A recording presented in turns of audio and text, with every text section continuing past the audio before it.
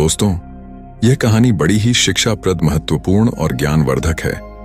मेरा आपसे निवेदन है कि कहानी के अंत तक हमारे साथ में बने रहना। नमस्कार दोस्तों, मनुष्य को जीवन में आने वाले परिवर्तनों से घबराना नहीं चाहिए, बल्कि उन्हें यह सोचकर स्वीकार करना चाहिए कि उनके जीवन में कुछ और अच्छा होने वाला है। सबसे मुश्किल जीत खुद पर जीत होती है, लेकिन किसी को भी आपको वह महसूस कराने की इजाजत ना दें जिसके आप लायक नहीं हैं। किसी गांव में मंगेश नाम का व्यक्ति रहता था। मंगेश का जन्म एक गरीब परिवार में हुआ था। मंगेश के परिवार में पति और उसकी पत्नी सिर्फ 2 ही सदस्य थे। कच्चे घर में वह अपना गुजारा कर रहे थे। वह गरीब आदमी पूरे दिन मजदूरी करके अपना और अपनी पत्नी का पेट पालता था। इसी तरह दोनों का जीवन चल रहा था। समय के साथ उसकी पत्नी गर्भवती हो जाती है। यह सुनकर मंगेश बहुत खुश होता है। वह सोचने लगता है कि अब हमारे घर में भी एक नन्हा सा पुत्र खेला करेगा। हम उसे गोद में खिलाया करेंगे। पर जो उसके और उसके परिवार के जीवन में जो होने वाला था, उससे वह बेखबर था। धीरे धीरे समय गुजरता है। अब उस गरीब के घर में वह दिन भी आ जाता है जब उसकी पत्नी एक बच्चे को जन्म देने वाली थी। उसे उसका पति एक अस्पताल में भर्ती कराता है। प्रसव का समय जब निकट आता है तो इधर वह गरीब आदमी कुछ पैसों को बंदोबस्त करने चला जाता है। फिर लौटते समय अपने होने वाले बच्चे को लेकर मन में सपने संजोने लगता है। तब तक उसके पास यमराज का बुलावा आ जाता है। उसकी एक दुर्घटना में मृत्यु हो जाती है। शहर के कुछ लोग इधर उस आदमी का अंतिम संस्कार करते हैं, तो दूसरी तरफ उसकी पत्नी अस्पताल में अपने बच्चे को जन्म दे रही होती है। जब उस बेचारी को यह खबर मिलती है कि उसके पति की मृत्यु हो गई है, तो उसका कलेजा फट जाता है। उस बेचारी का दुनिया में सिर्फ उसका पति ही तो था। अब वह भी उसे छोड़कर चला गया था। अब तो वह फूट फूट कर रोने लगती है कि हे भगवान, यह तूने कैसा मेरे ऊपर दुखों का पहाड़ गिरा दिया। मेरा जो सहारा था उसे ही मुझसे छीन लिया। कम से कम इस बच्चे का तो ख्याल किया होता जिसका अभी जन्म भी नहीं हुआ है। पैदा होने से पहले ही तुमने उसके सर से पिता का साया हटा दिया। अब कौन इस बच्चे का पालन पोषण करेगा। वह दुखियारी अस्पताल में ही अपने पति को याद करके बुरी तरह से रो रही थी। उसे समझ में नहीं आ रहा था कि संतान के आने की खुशी व्यतीत करूं या पति के जाने का दुख। शहर के कुछ लोगों ने उसे समझाया, बहन, जन्म मृत्यु सब विधाता के हाथ में होता है। इसमें मनुष्य का कोई जोर नहीं चलता। यह भी कहा जाता है कि परमात्मा जो करता है अच्छा ही करता है, इसलिए जो चला गया उसका शोक छोड़िए और यह जो आया है उसके बारे में सोचिए। इधर कई तरीकों से लोग उस गरीब महिला को समझाते हैं। कुछ ही देर में उसने एक सुंदर से पुत्र को जन्म दिया। बेटे को देखकर उसका कुछ दुख हल्का होता है। वह सोचती है कि अब मैं इस पुत्र को पाल पोस कर बड़ा करूंगी, यही मेरा सहारा बनेगा। अब वह अपने बच्चे को लेकर अपने घर आ जाती है। नगर के कुछ लोगों ने उस महिला की कुछ दिन तक मदद करी, लेकिन कौन हमेशा मदद करता है। जब कुछ दिन बीते तो मददगार भी पीछे हट गए। अब वह अपने बच्चे को लेकर बिल्कुल अकेली पड़ गई। वह समझ गई थी कि दूसरों की मदद से कितने दिन तक जीवन जिया जा सकता है। यदि हमें जीना है और इस बच्चे को पालना है तो खुद जिम्मेदारी उठाना होगी, खुद कोई काम करना पड़ेगा। इस प्रकार वह महिला दूसरों के घरों में अपने लिए साफ सफाई का काम तलाश लेती है। काम करके जो पैसे मिलते थे उनसे वह अपना और अपने बच्चे का पेट पालने लगी। समय के साथ धीरे धीरे उसका पुत्र बड़ा होने लगता है। जब वह बालक 4 वर्ष का हो जाता है तो उसकी माँ उसे पढ़ाने के लिए नगर के सरकारी विद्यालय में उसका दाखिला करा देती है। उसने सोचा कि मैं अपने बच्चे को पढ़ा लिखा कर इस काबिल बना दूंगी कि उसे कभी किसी के आगे हाथ ना फैलाने पड़े। अब इस प्रकार वह महिला मेहनत मजदूरी करके अपने बच्चे को पढ़ाने लगती है। बच्चा भी ठीक से समझता था कि उसके घर में केवल माँ ही है। परिवार का खर्च चलाने वाला उसका पिता उसके जन्म से पहले ही चला गया है, इसलिए वह पढ़ाई भी खूब मन लगाकर करता था। धीरे धीरे बच्चे की उम्र 12 वर्ष की हो जाती है। एक दिन की बात है, वह स्त्री बहुत बीमार पड़ जाती है। उसने सोचा कोई छोटी मोटी बीमारी होगी, इसीलिए कभी उस पर ध्यान नहीं दिया, लेकिन उसकी हालत दिन पर दिन खराब होती चली गई। बीमार होने की वजह से वह काम पर भी नहीं जा पाती थी। घर में इतने पैसे भी नहीं थे कि कहीं अपना ठीक से इलाज करा लेती। मां को अत्यंत बीमार देखकर बेटे को बहुत चिंता होती है। वह बालक कहता है, मां, तुम चिंता मत करो, मैं तुम्हारे लिए अभी डॉक्टर के पास से दवाई लेकर आता हूं, तुम उसे खा लेना, फिर तुम जल्दी ही ठीक हो जाओगी। अपने बेटे की बात सुनकर मां की आंखें भर आती हैं। वह कहने लगी, बेटा, अब तुम्हें कहीं जाने की जरूरत नहीं है, मेरा भी अब समय आ गया है, मैं तुम्हारे पिता के पास जाना चाहती हूं।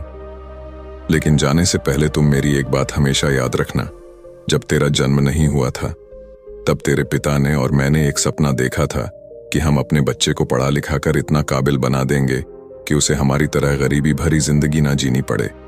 लेकिन बेटा, मैं उस सपने को पूरा नहीं कर पाई। बेटा, मैं यदि चली भी जाऊं तो तुम अपने पिता के सपने को जरूर साकार करना। तुम ऐसा कोई काम मत करना जिससे तुम्हारे पिता का नाम खराब हो।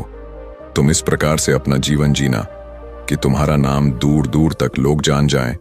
बेटा, कभी पैसे के पीछे मत भागना। पैसे के लिए तो लोग इतने नीचे गिर जाते हैं कि अपने माता पिता की इज्जत का भी ख्याल नहीं करते। तुम हमेशा अपना नाम कमाना बेटा, हमेशा स्वाभिमानी बनकर जीना। कभी किसी के आगे अपने हाथ मत फैलाना, किसी से याचना मत करना। याचना न करना ही श्रेष्ठता का मूल है, पराधीनता ही नरक है। मनुष्य को सदा ही विद्या, धन, बल, कीर्ति और पुण्य कमाना चाहिए। लड़के ने कहा, मां, तुम घबराओ नहीं, मैं तुम्हारे लिए अभी दवाई लेकर आता हूं। और इतना कहकर लड़का मां से रुपए लेकर दवा लेने चला जाता है। बेटे के जाते ही इधर उस गरीब स्त्री के प्राण निकल जाते हैं। जब नगर वालों को पता चलता है तो सब लोग इकट्ठे होकर उस स्त्री का उसके बेटे के हाथों अंतिम संस्कार कराते हैं। अब तो वह बालक बिल्कुल अकेला हो गया था। किस्मत भी क्या खेल दिखाती है, जब जरूरत होती है अपनों की तब अकेलेपन की रात में जगाती है। बिना माता पिता का बेटा उम्र भी ज्यादा नहीं थी। आखिर जाए तो कहां जाए, करें तो क्या करें। दूर के जो रिश्तेदार थे उन्होंने भी उस बालक पर ध्यान नहीं दिया। आखिर वो गरीब जो था, लेकिन वह बच्चा अकेले ही अपने जीवन की राह पर चल देता है। उसने कभी हार नहीं मानी जो पैसे मां छोड़ गई थी। कुछ दिन तक उन पैसों से अपना गुजारा चलाता रहा। कुछ दिन के बाद वह पैसे खत्म हो जाते हैं। घर में भी कुछ नहीं था। अब तो एक ही चारा था कि कुछ काम धंधा किया जाए, तभी भोजन की व्यवस्था होगी, तभी स्कूल की फीस भरी जाएगी। लड़के को अपनी मां की बात अच्छी तरह याद थी। उसकी मां ने कहा था कि बेटा, कितना भी बुरा वक्त आ जाए पर किसी के आगे हाथ मत फैलाना, मेहनत करके ही अपना जीवन यापन करना। लड़के को अपनी मां की यह बात अच्छी तरह याद थी, इसीलिए वह कभी किसी के आगे भीख नहीं मांगता था। विद्यालय से आने के बाद वह किसी के खेतों में काम करने चला जाता, कभी किसी की चाय की दुकान पर काम कर लेता और वहां से कुछ पैसे मिलते तो अपने विद्यालय की फीस भर देता था और अपने खाने पीने की सामग्री खरीद लाता था। इस प्रकार छोटी सी आयु में वह बच्चा पढ़ाई भी करता था और मजदूरी भी करता था। धीरे धीरे कुछ साल ऐसे ही निकल जाते हैं। बच्चा अब अपने नगर से निकलकर कस्बे में पढ़ने लगता है। तब उसकी कॉपी किताबों का, विद्यालय की फीस का खर्चा बढ़ जाता है। लेकिन उस बालक ने हिम्मत नहीं हारी। रोजाना विद्यालय जाता था। वह जो भी कमाता था उसकी सारी कमाई पढ़ने लिखने में ही लग जाती थी और जो कुछ थोड़ा बहुत बचता था उससे अपना पेट भर लेता था। अगर वह कहीं कोई स्थायी काम करता तो उसकी पढ़ाई छूट जाती थी और पढ़ाई करता तो पेट भरने के लिए भी कुछ नहीं था। इसलिए साथ ही साथ वह दोनों काम करता था। विद्यालय से आकर वह इधर काम करने चला जाता था। एक दिन की बात है, वो बच्चा विद्यालय से पढ़कर घर वापस लौटा। फिर उसके बाद काम की तलाश में चला गया, लेकिन उस दिन उसे कोई काम नहीं मिला। पूरा दिन निकल गया। हारा थका शाम को घर आकर सो गया। आज कुछ काम नहीं मिला तो खाना कहां से खाता। जो पैसे थे उनसे वह पहले ही विद्यालय की फीस भर चुका था। उसकी स्थिति तो यह थी कि रोज कमाया रोज खाया। जब उस दिन उसे कोई काम नहीं मिला तो बेचारे को भूखे पेट रहना पड़ा। केवल पानी पीकर सो गए। अब सुबह भूखा ही विद्यालय चला जाता है और विद्यालय की छुट्टी के बाद जब घर आता है तो फिर किसी काम की तलाश में निकल पड़ता है। सोचता है कल नहीं मिला, लेकिन आज मुझे कोई ना कोई काम जरूर मिल जाएगा। लेकिन दुर्भाग्य ने उसका पीछा नहीं छोड़ा। उस दिन भी उसे कोई काम नहीं मिला। आज उसे फिर भूखा पेट सोना पड़ा। भूख अब उसे ज्यादा बेचैन कर रही थी। तो एक बार को उसके दिमाग में आता है कि भूखे पेट तो पड़ा भी नहीं जाता। अब तो मैं किसी से कुछ मांग कर खा लेता हूं, पर मां ने मरते वक्त उससे कहा था कि बेटा कभी भीख मांग कर मत खाना। हमेशा कमा कर खाना। लड़का भी बड़ा स्वाभिमानी था, किसी से मांगने की उसकी हिम्मत नहीं हुई। सोचता था चाहे कुछ भी हो जाए, पर भीख मांग करके नहीं खाऊंगा। अगर मैंने भीख मांगना शुरू कर दिया तो लोग मुझे भिखारी कहने लगेंगे। भगवान ने पेट दिया है तो कहीं ना कहीं से इसके लिए भोजन भी देगा। अब लड़का उस दिन भी भूखा रहता है। सुबह जब सोकर उठता है तो भूख के मारे चक्कर आने लगते हैं। अभी उसकी उम्र ही कितनी थी, भूख की मार वह कैसे सह सकता था। कुछ बड़ा होता तो 2-4 दिन काट भी लेता। अब आज वह विद्यालय भी नहीं गया। सोचा आज मैं सुबह से ही काम पर जाता हूं, काम मिल जाएगा तो भोजन कर लूंगा, फिर अगले दिन के लिए तैयार हो जाऊंगा। अब तो काम की तलाश में वह इधर उधर भटकता है। उसकी आंखों के सामने ने अंधेरा छा रहा था। अब तो उससे चला भी नहीं जा रहा था। फिर एक पेड़ के नीचे बैठकर सोचने लगता है कि अगर इस समय मुझे भोजन नहीं मिला तो मेरे प्राण निकल जाएंगे। मुझे कुछ ना कुछ तो करना ही पड़ेगा। अब एक बार फिर से उसके मन में भीख मांगने का विचार आता है, लेकिन उसकी अंतरात्मा फिर मना कर देती है कि तू गरीब है, भिखारी नहीं। भीख मांगेगा तो फिर भीख मांगने की आदत पड़ जाएगी और तू भिखारी बन जाएगा। काफी देर तक लड़का इन्हीं प्रश्नों में उलझा रहता है। फिर उसके दिमाग में आया कि भीख मांगना अलग बात है और मदद मांगना अलग बात है। मैं किसी से भीख नहीं मांगूंगा, पर मदद तो मांग सकता हूं। भीख मांगना तो वह है जो मांगकर फिर लौटाया नहीं जाता, पर मदद मांगना वह है जो आप कभी भी लौटा सकते हो। लड़के ने सोचा कि मैं आज किसी से मदद मांग लेता हूं, जब मुझे काम मिल जाएगा तो मैं लौटा दूंगा। अब लड़का वहां से चलता है तो उसे नगर के बाहर एक बड़ा सा घर दिखाई देता है। लड़का उस द्वार पर जाकर द्वार को खटखटा है। तब घर के अंदर से एक महिला निकलती है। महिला ने द्वार पर देखा कि एक 10-11 वर्ष का बड़ा ही उदास सा मासूम सा लड़का खड़ा है। पहले तो वह महिला उस लड़के से पूछती है कि बेटा तुमने दरवाजा क्यों बजाया, क्या कुछ काम है? लड़का दोनों हाथ जोड़कर कहता है, माँ जी मैंने दोपहर के समय आपको तकलीफ दी, इसके लिए क्षमा चाहता हूं। तब वह महिला पूछती है, बेटा क्या तुम्हें कुछ चाहिए? मैं तुम्हारी क्या मदद कर सकती हूं? वह महिला भी एक बच्चे की मां थी, इसलिए ममता का भाव उसके शब्दों में था। उस महिला के पूछने पर एक बार तो लड़के के मन में यह आया कि चलो इन माँ जी से मैं कह ही देता हूं कि मैं 2-3 दिन से भूखा हूं और भोजन न मिलने के कारण बहुत परेशान हूं। लेकिन उसके स्वाभिमान ने उसे रोक लिया और वह भोजन की जगह पानी मांग बैठा। कहने लगा, माँ जी मुझे बहुत जोर की प्यास लगी थी, इसीलिए दरवाजा खटखटाया था। क्या एक गिलास पानी मिल सकता है? लेकिन वह महिला बहुत समझदार थी। उसने जब लड़के को देखा तो वह समझ गई कि बालक बहुत भूखा है। वह कहती है, बेटा तुम थोड़ी देर रुको, मैं तुम्हारे लिए पानी लेकर आती हूँ। वह महिला घर के अंदर जाती है और अपनी रसोई से एक गिलास दूध और कुछ लड्डू लेकर द्वार पर आती है और दूध से भरा गिलास उस लड़के को दे देती है। लड़के ने जब गिलास पकड़ा तो उसमें दूध था। दूध को देखकर लड़का खुश हो जाता है। लड़का मन ही मन उस माँ को दुआएं देने लगता है। महिला ने उसे पहले लड्डू खाने को दिए और कहा, बेटा दूध गर्म है, तुम पहले लड्डू खा लो, जब दूध ठंडा हो जाए तब पी लेना। लड़का जब उस महिला को देखता है तो उसे ऐसा लगता है जैसे उसकी ही माँ उसे यह दूध पीने को दे रही है। मन ही मन सोचता है, कितनी अच्छी माँ है, मैंने एक गिलास पानी मांगा था और यह दूध ले आई। उसने समझ लिया कि मैं भूखा हूं। लड़का आराम से बैठकर लड्डू खाता है और दूध पीता है। तब वह स्त्री कहती है, बेटा क्या तुम्हें और कुछ चाहिए? लड़का सोचने लगता है कि इस दूध के बदले में मैं इस माता को क्या दे सकता हूं। मेरे पास तो कुछ भी नहीं है। दूध पीने के बाद लड़का कहता है, माँ जी मैंने आपसे पानी मांगा और आपने मुझे दूध पिलाया, इसके बदले में मैं आपको क्या दे सकता हूं?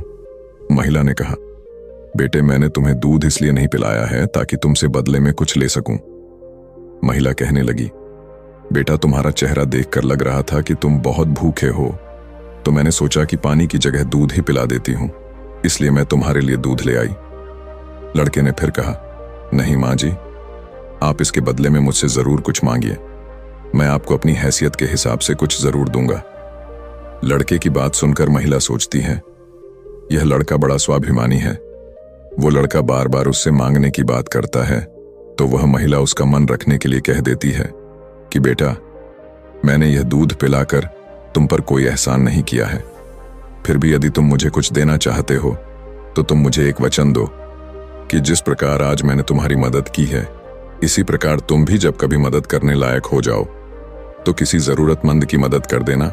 जिस दिन तुम किसी की मदद कर दोगे उसी दिन तुम मेरे इस एहसान से मुक्त हो जाओगे। उस महिला ने यह बात इसलिए कही थी ताकि वह लड़का अपने आप को मजबूर न समझे और खुशी खुशी अपने घर को जा सके।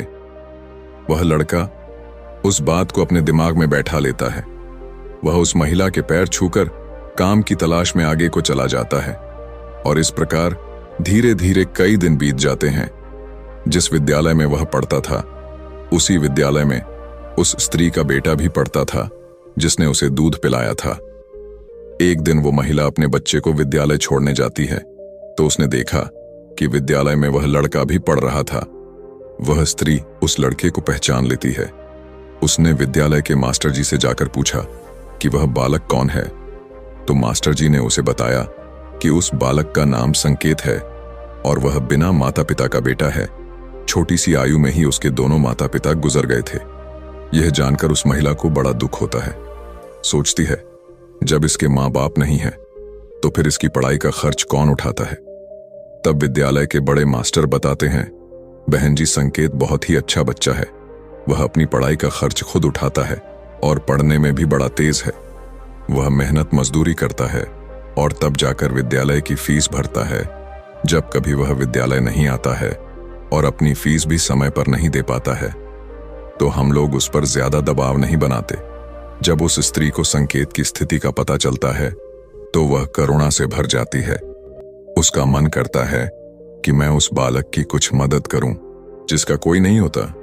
ऐसे ही लोगों की मदद तो करनी चाहिए, तभी भगवान प्रसन्न होते हैं। जिसका कोई नहीं है वह भगवान का है और जरूरतमंद की मदद करने का अर्थ है कि आपने भगवान को प्रसन्न कर दिया। महिला ने सोचा, ये लड़का मुझसे पैसे तो लेगा नहीं क्योंकि यह बड़ा स्वाभिमानी बालक है। तब उस महिला ने बड़े मास्टर जी से कहा, श्रीमान जी, अगर मैं इस बालक की फीस भर दिया करूं तो आपको कोई आपत्ति तो नहीं है। मास्टर ने कहा, बहन जी, आपकी सोच अच्छी है, आप उसकी फीस भरें तो मुझे तो कोई आपत्ति नहीं होगी, लेकिन संकेत इस बात के लिए तैयार नहीं होगा। तब वह महिला कहती है, मास्टर जी, मैं उस बच्चे की मदद करना चाहती हूं।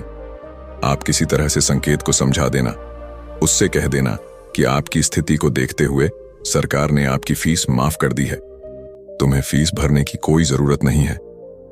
मास्टर जी भी इस बात से सहमत हो जाते हैं। वह महिला संकेत की पूरे वर्ष की फीस भर के अपने घर चली जाती है। इस तरह वह हर वर्ष उसके पूरे साल की फीस जमा कर दिया करती थी ताकि संकेत सिर्फ मन लगाकर पढ़ सके।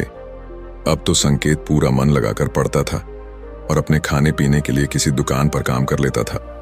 दोस्तों, डूबते को तिनके का सहारा ही बहुत होता है। उस महिला के थोड़े से प्रयास से संकेत की अच्छी खासी मदद हो गई। वह अब खूब मन लगा करके पढ़ता था। इसी तरह कुछ वर्ष और बीत गए। अब आगे की पढ़ाई करने के लिए संकेत को शहर में जाना पड़ा।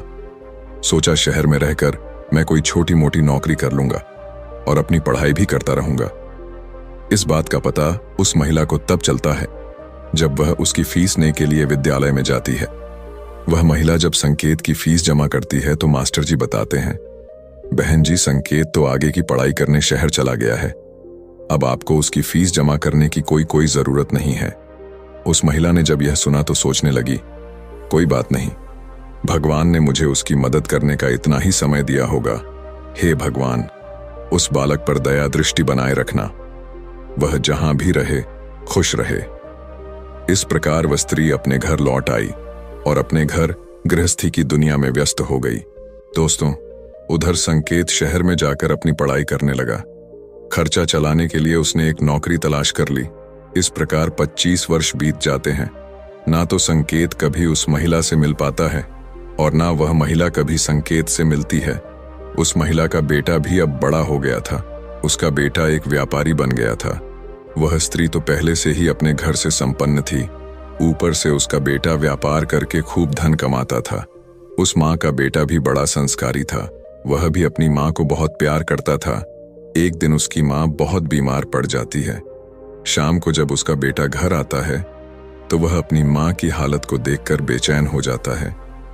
वह अपनी माँ को अस्पताल में भर्ती कराता है। जांच में पता चलता है कि उसकी माँ को कैंसर है। वो लड़का डॉक्टर से कहता है, डॉक्टर साहब, आप मेरी माँ का अच्छे से इलाज कीजिए, पैसों की बिल्कुल चिंता मत करना। तब डॉक्टर कहते हैं, भाई, तुम्हारी माँ को कैंसर की बीमारी है और कैंसर का इलाज बहुत महंगा होता है। छोटे मोटे अस्पतालों में इसका इलाज भी नहीं होता है। इसके लिए तुम्हें किसी बड़े शहर में जाकर किसी बड़े अस्पताल में इसका इलाज कराना होगा, और बड़े अस्पताल का मतलब है कि खर्चा भी बहुत अधिक होगा। बेटे ने कहा, डॉक्टर साहब, मैं अपनी माँ को ठीक करने के लिए कुछ भी कर सकता हूँ। आप मुझे बस कोई रास्ता बताइए। मैं अपनी माँ का इलाज कहाँ करा सकता हूँ? तब डॉक्टर उसे बड़े शहर जाने की सलाह देते हैं। डॉक्टर बोले, बड़े शहर में कैंसर का हॉस्पिटल है।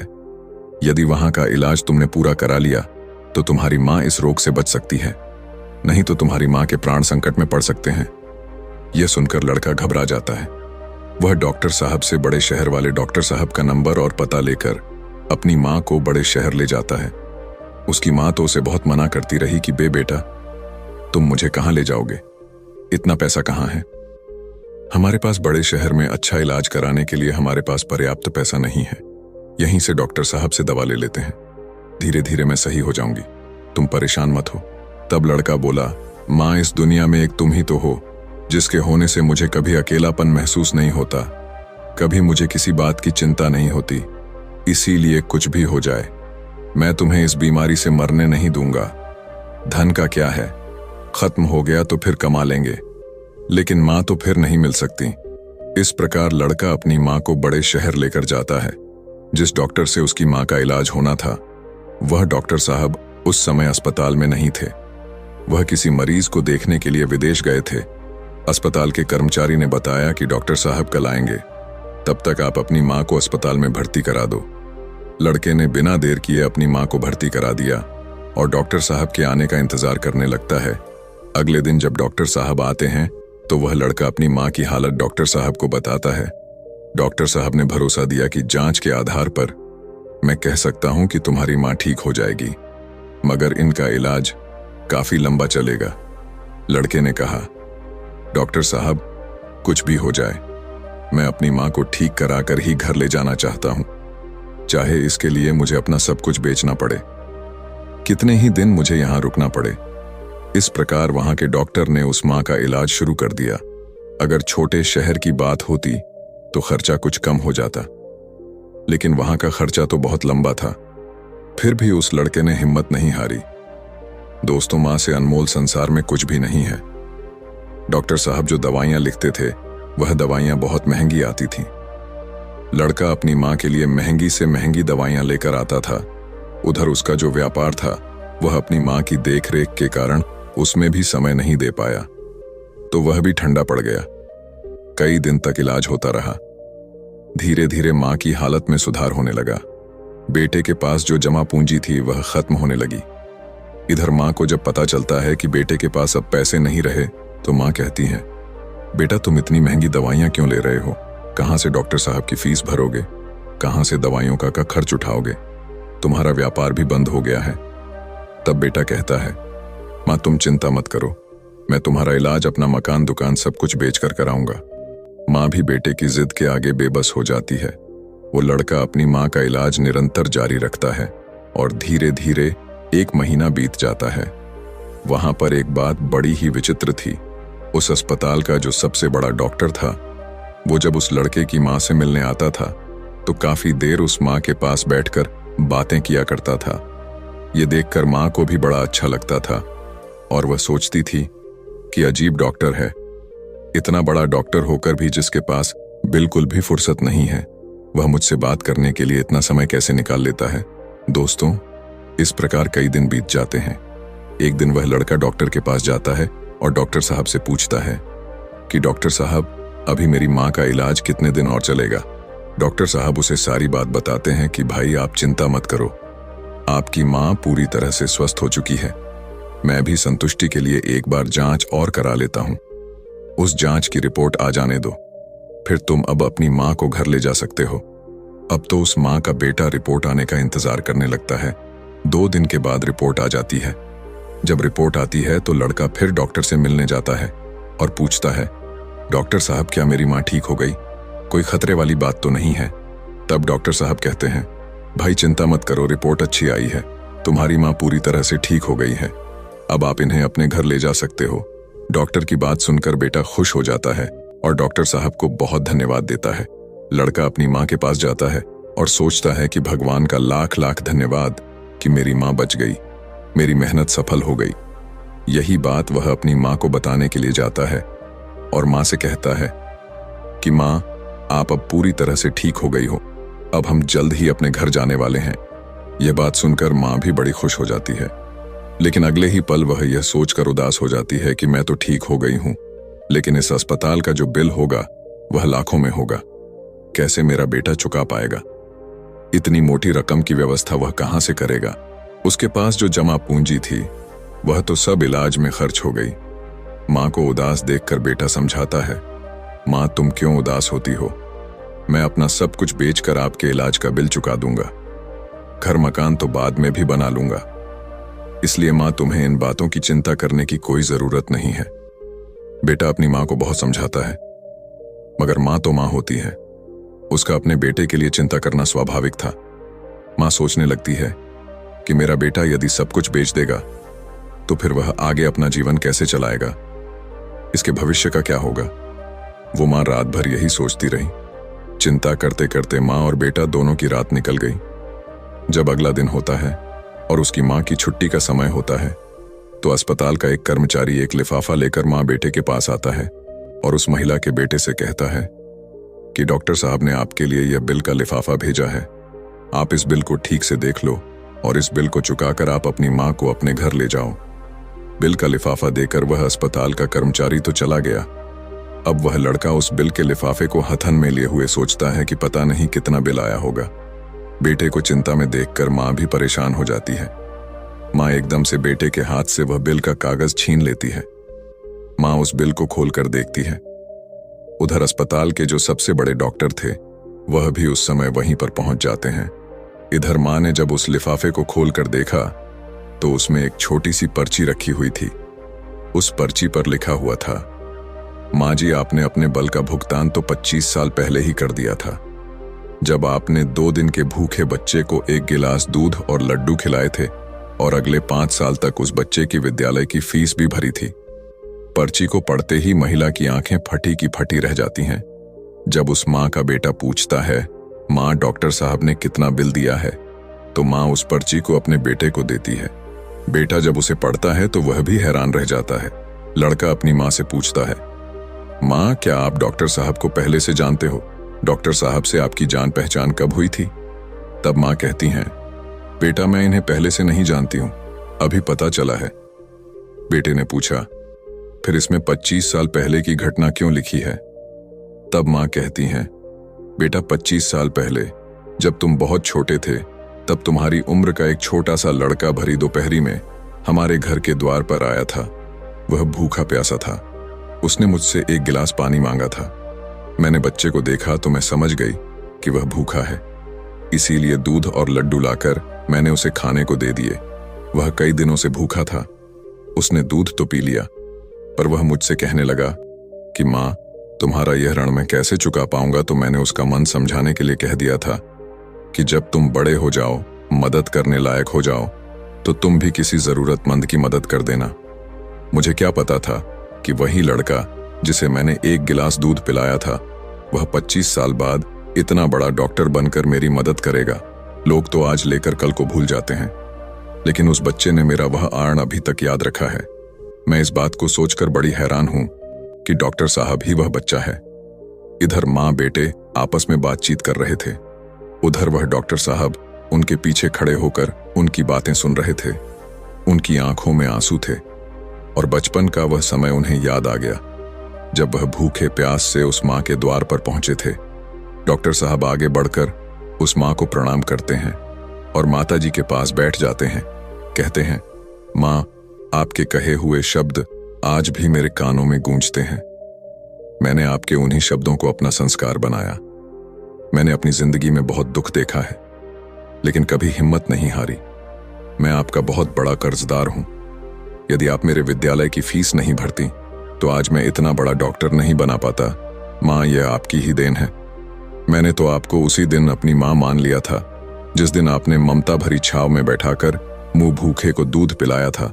इतना कहने के बाद डॉक्टर साहब वह सारे पैसे लौटा देते हैं जो माँ की दवाई में खर्च हुए थे और बूढ़ी माँ के चरणों में अपना सर रख देते हैं। वह माँ डॉक्टर साहब को उठाकर अपने सीने से लगा लेती है। डॉक्टर साहब और बूढ़ी माँ की आंखें आंसुओं से भरी हुई थीं। जब यह दृश्य अस्पताल के सारे लोग देखते हैं तो सब देखकर हैरान रह जाते हैं। सबकी आंखें नम हो जाती हैं। दोस्त, ये 4 बातें जो भी व्यक्ति समझ लेगा वह कभी गरीब नहीं रहेगा। पहली बात, मनुष्य को जीवन में आने वाले परिवर्तनों से घबराना नहीं चाहिए, बल्कि उन्हें यह सोचकर स्वीकार करना चाहिए कि उनके जीवन में कुछ और अच्छा होने वाला है। इन परिवर्तनों से मनुष्य बहुत कुछ सीखता है और वो सही राह पकड़ लेता है। जो अपने साथ हुई घटनाओं से टूट जाता है वह कभी आगे नहीं बढ़ पाता। दूसरी बात, अंधेरा चाहे कितना ही घना हो, एक छोटा सा दीपक उसे मिटा डालता है। उसी तरह अगर जीवन में कुछ अंधेरा आ जाए तो ज्ञान रूप दीपक से अंधेरे को मिटाकर सही रास्ता ढूंढा जा सकता है। ज्ञान वो निधि है जो रंग से राजा बना देती है, भटके को सही मार्ग दिखा देती है। तीसरी बात, आप दूसरों का भला कीजिए, दूसरों पर दया करिए। तुम्हारा भला अपने आप होता चला जाएगा। आपको अपने जीवन में अगर किसी की मदद करने का सौभाग्य मिले तो जरूर करना कहते हैं। डूबते को तिनके का सहारा बहुत होता है। आपकी छोटी सी मदद से किसी का जीवन ही बदल सकता है। आपका छोटा सा योगदान किसी के लिए वरदान भी हो सकता है। मुसीबत में पड़े तो घबराना मत। जब एक रास्ता बंद होता है तो 10 खुल जाते हैं। जीवन में निखार तभी आता है जब मनुष्य दुख और मुसीबत की भट्टी में तपता है। कष्ट सहन करने के बाद ही मनुष्य को अनुभव मिलता है और यह अनुभव बहुत काम आता है। चौथी बात, मनुष्य के दिन चाहे कैसे भी हो, चाहे कितनी भी कठिनाइयां उसके जीवन में आए, परंतु उसे कभी भीख मांगकर खाना नहीं चाहिए। भीख मांगकर खाने वाला अपनी ही नजरों में गिर जाता है और जब वह भीख मांगकर खाता है तो उसकी आदत हो जाती है बिना मेहनत किए खाने की। इसलिए मनुष्य को हमेशा मेहनत करके ही खाना चाहिए, तभी मनुष्य सफल और आत्मनिर्भर बनता है। किसी को मदद की जरूरत हो तो आप सबसे पहले उसकी मदद करें, लेकिन अगर आपको मदद की जरूरत हो तो आपको किसी से मदद मांगने की जरूरत ना हो। आप खुद ही अपनी मदद करने की काबिलियत रखें। आत्मसम्मान आपकी आवाज है, इसे बुलंद रखें। दूसरों पर ध्यान देने से बेहतर है खुद में रहो, खुद को समझो और आगे बढ़ो। आत्मसम्मान एक ऐसा कवच है जिसे कोई आपसे छीन नहीं सकता। जो कोई खुद से प्यार नहीं कर सकता वह किसी और से भी प्यार करने के लायक नहीं। उसकी इज्जत कभी मत करो। जो आपकी इज्जत की कदर ना करे उसे अहंकार मत समझना, उसे आत्मसम्मान कहते हैं। अगर आप चाहते हो दुनिया आपकी इज्जत करे तो सबसे पहले आपको अपनी इज्जत करनी होगी। अगर कोई आपका अपमान करे तो उसका भी शुक्रिया अदा करें, क्योंकि वह इंसान आपको आपकी जिंदगी की सच्चाई बता रहा है। ज्यादातर लोग उन चीजों की कदर नहीं करते जो उन्हें आसानी से मिली हो, लेकिन खो देने के बाद पछताते हैं। तो दोस्तों, कैसी लगी आपको ये कहानी? आप हमें कमेंट सेक्शन में जरूर बताना, और अच्छी लगी हो तो इस चैनल को सब्सक्राइब जरूर कर लेना। तो चलिए मिलते हैं ऐसी ही कोई नई कहानी में। तब तक के लिए अपना ख्याल रखिए। धन्यवाद और नमोः बुद्धाय।